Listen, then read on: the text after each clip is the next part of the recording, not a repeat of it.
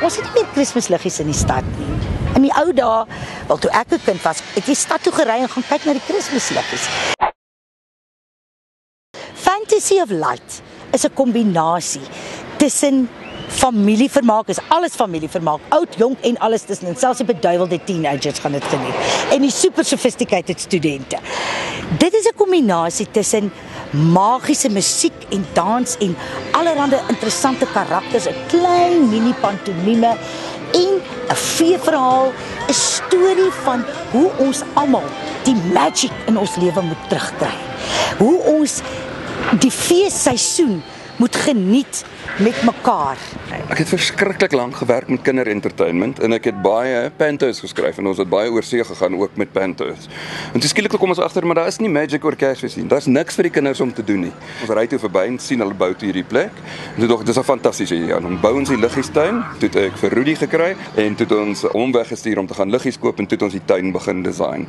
En toe design ons 'n kasteel. Ons dog daar's niks meer magic as 'n kasteel nie. En toe het ek vir Liz gaan kry, laat sy aan boord kom en vandag as sy gaan skryf vir ons 'n produksie van alles wat gebeur in Kersvader se geheime kasteel. Daar is 104 kostuums. Daar's kostuums gemaak, kostuums gehuur, vlerke gemaak, vlerke ontwerp, goed geprinte op. En ons het net 9 weke gehad.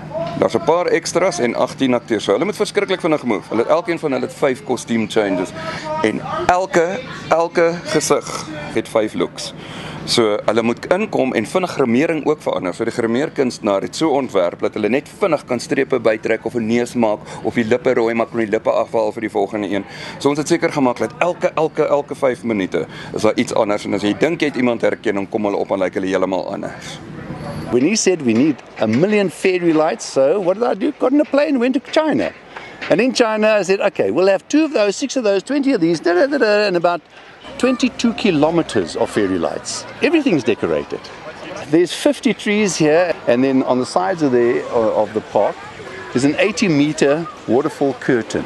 And we've got all these little statues, and then we make little scenes of them. There's the Father Christmas scene, like here behind me. We've got Cinderella's coach, we've got the snowman, we've got a toy garden, all just for fun.